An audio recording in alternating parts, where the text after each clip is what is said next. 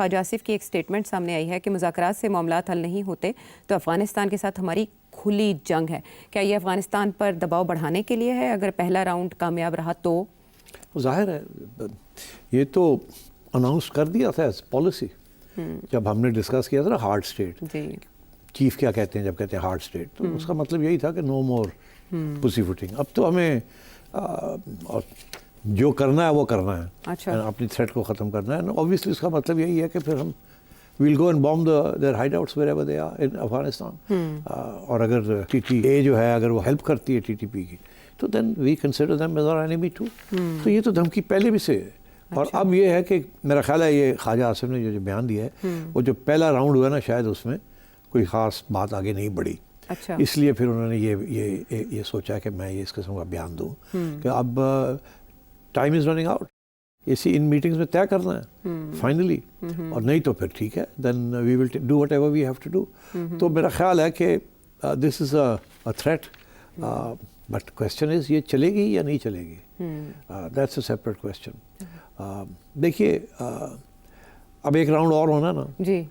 کچھ خبریں بھی آپ مجھے بتا رہی تھیں کہ کوئی رپورٹس ہیں اس میں جو پہلا راؤنڈ ہے اس کے حوالے سے سبھی میں بہت سے سوال سبھی کے ذہنوں میں اس لیے اٹھ رہے ہیں کیونکہ باضابطہ طور پر بتایا نہیں گیا کہ کیا چیزیں ڈسکس ہوئیں.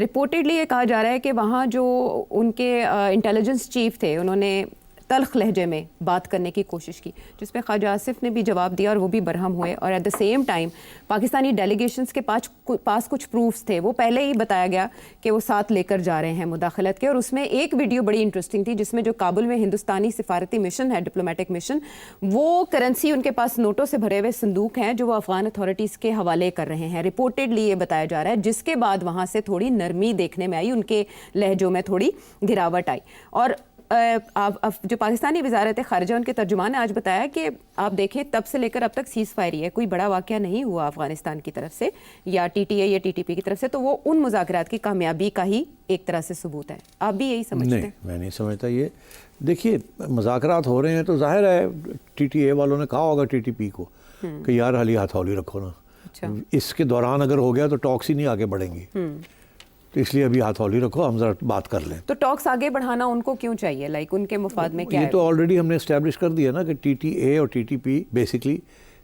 ایک کوائن کے اپوزٹ سائڈ, ایک سکے کے دو. تو وہ تو اب ایک ہی قسم کی باتیں کرتے ہیں, ایک ہی بیک گراؤنڈ ہے, ایک ہی مذہب ہے, ایک ہی آئیڈیالوجی ہے, اور ایک ہی ڈیورنٹ لائن کے بارے میں ایک ہی موقف ہے کہ یہ پاکستان کا حصہ نہیں ہمارا ہے, اینڈ سو آن. تو میرا خیال ہے یہ سب سے بڑا پرابلم ہے کہ ٹی ٹی اے جو ہے وہ کسی صورت میں بھی ٹی ٹی پی کے ساتھ لڑائی نہیں کرنا چاہتی, نہ ہی ان کو روکنا چاہتی ہے اگینسٹ پاکستان. وہ یہ سمجھتے ہیں کہ جب تک وہ پاکستان کے خلاف یہاں ہیں اور کریں گے, ہمارا فائدہ اس میں یہ ہے کہ پاکستان کے ساتھ پھر ہم نیگوشیٹ کر سکتے ہیں, لیوریج مل جاتی ہے ہمیں. لیوریج ہمیشہ نیگوشیشنز میں بڑی امپورٹنٹ ہوتی ہے. اب اگر پاکستان کی لیوریج ہے نا افغانستان پہ, پاکستان کی آپ کے افغانستان کی امپورٹس جو ہیں, گندم ہو یا جو بھی ہو, سارا کے سارے کراچی سے آتے ہیں, دے گو آل دا وے ٹو افغانستان. تو وہ ایک بہت بڑی لیوریج ہے. پھر انڈیا سے جو تجارت افغانستان کی ہوتی ہے وہ بھی پاکستان کی لیوریج ہے, بیکاز راستہ پاکستان کا راستہ ہے. تو یہ لیوریجز ہوتی ہیں. تو اس لیے پاکستان نے تو یہ آج بھی اب دیکھیں جب سے یہ شروع ہوا ہے تو پاکستان نے ساری ٹریڈ بند کر دی.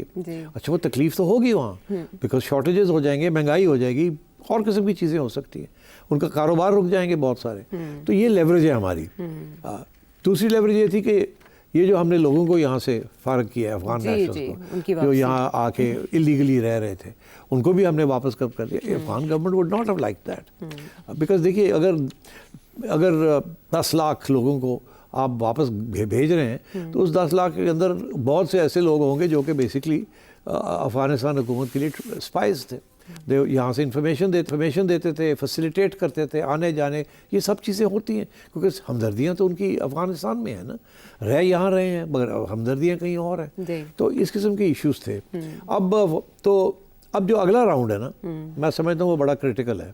اور آپ نے اشارہ یہ کیا ہے ابھی کہ جب یہ کہا گیا ان کو کہ یہ دیکھیے ویڈیو کوئی ایویڈنس پریزنٹ کی کہ آپ ہندوستان کے ساتھ مل کے ہمیں انڈرمائن کر رہے ہیں, آپ ٹی ٹی پی کے ساتھ مل کے ہمیں انڈرمائن کر رہے ہیں, تو پھر ہم کیوں نہ آپ کو اپنا دشمن سمجھیں. تو یہ دکھایا جب تو پھر ان کو, بیکاز ایویڈنس از ایویڈنس. کیونکہ ادھر سے وہ کہہ رہے ہوں گے کہ آپ نے یہ کیا، آپ نے یہ کیا، آپ نے یہ کیا. تو اس وقت ہم نے تو کچھ خاص نہیں کیا، ابھی حال ہی میں ہم نے کچھ کیا ہے اپنا دفاع ہی کیا ہے دفاع کے لیے. تو وہ اب آگے اور بھی ہوگا. میں نے آپ سے کہا ہے یہ معاملہ ٹرکی میں سیٹل نہیں ہوگا، یہ پھر اٹیکس ہوں گی، پھر سیز فائر ٹوٹے گی، پھر لڑائی جھگڑے ہوں گے، and again we will go and. تو یہ چلے گا سلسلہ. ٹی ٹی اے جو ہے وہ ٹی ٹی پی کے خلاف ابھی تیار نہیں ہے. ابھی بہت سی لیوریج آپ کو استعمال کرنی پڑے گی. آپ کو امریکہ کو، چائنا کو، رشیا کو، سب کو اپنے ساتھ لینا پڑے گا جی، اور ایک یونائٹڈ فرنٹ طالبان کے خلاف کرنا پڑے گا، جس میں پھر کوئی نہ کوئی مذاکرات کے ذریعے کوئی ڈیل ہو جائے کہ ٹھیک ہے آپ ٹی ٹی پی کو ہم فرق کرتے ہیں. ادروائز یہ ایسے ہی چلے گا. یہ سٹ صاحب اس میں جو خبر آ رہی ہے وہ ایک third party oversight structure بنانے کو بھی پاکستان سپورٹ کرے گا، جس کو پوٹینشلی دیکھیں گے قطر اور ترکی. یہ سود مند ثابت ہو سکتا ہے کہ اگر وہ اسے کوئی فرق نہیں پڑے گا. عائشہ کیا پڑے گا؟ وہ کیا دیکھیں گے؟ وہ انشور کریں گے کہ کوئی مداخلت اس طرح کی ہونا. انشور کیسے کر سکتے ہیں؟ اب جیسے آپ نے کہا نا کہ ڈوسیئر دکھایا گیا یا ثبوت دکھائے گئے تو وہ تھوڑا ان کو بیک فٹ پہ جانا پڑا. لائک وائز اگر کوئی ایسے ثبوت پاکستان مستقبل میں پیش کرتا ہے تو یہ کنٹری ظاہر دباؤ تو یہ عائشہ ایسے ہوتا ہے، جب ان کو ثبوت دکھایا جائے گا 10 دن کے لیے ٹھنڈے ہو جائیں گے، اس کے بعد پھر کچھ ہو جائے گا اور پھر یہ کہیں گے ہمیں تو پتہ ہی نہیں، ہمارے کنٹرول میں نہیں ہے. تو یہ اسی لیے this is how it happens. اور یہ جو اگر third party oversight committee کو بنا دیں گے اس کی کوئی اہمیت نہیں ہوگی. اس وقت issue is T T A.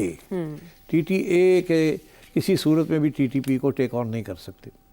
اگر ٹی ٹی اے کو کوئی ٹیک آن کر سکتا ہے ٹی ٹی پی کو تو وہ پاکستان کر سکتا ہے. مگر China, Pakistan, Russia, neighbouring states اگر یہ فیصلہ کر لیں کہ ہم نے مل کے we are going to knock out T T P, تو پھر ٹی ٹی پی کو آپ ناک آؤٹ کر سکتے ہیں. اور میرا خیال ہے کہ شاید یہ سچویشن کسی نہ کسی سٹیج پہ آئے کہ ٹی ٹی اے والے مان جائیں کہ ہم تو ٹی ٹی پی کو ختم نہیں کر سکتے. اچھا، ہمارے بس کی بات نہیں ہے، ہمیں تو خوف ہے کہ وہ ہمارے خلاف نہ ہو جائیں. مگر آپ اگر کر سکتے ہیں تو کر لیں، ہم اس طرف دیکھ لیں گے. جس کی بات ابھی میں کر رہا تھا کہ پبلک میں کچھ کہنا اور پرائیویٹ میں کچھ. تو اگر آپ کو وہاں سے آنکھ مار دیتے ہیں کہ کر لو ان کے خلاف، ہم نہیں کر سکتے، ہم آپ کو گالیاں دیں گے، ہم آپ کو یہ کریں گے، ہم آپ کے بندے کو ایکسپیل کر دیں گے، مگر آپ جا کے کر لیں جو کرنا ہے.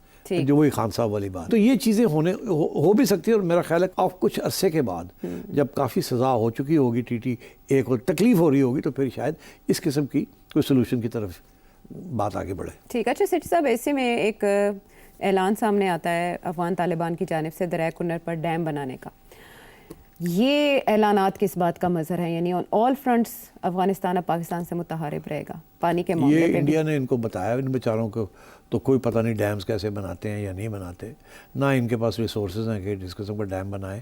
یہ انڈیا نے ان کو سکھایا ہے کہ آپ یہ کریں. جو انڈیا کر رہا ہے وہی پلے بک اب افغانستان کے پاس ان کو سکھایا ہے. اس لیے آج سڈنلی ان کو یاد آ گیا کہ ہم یہ کر سکتے ہیں.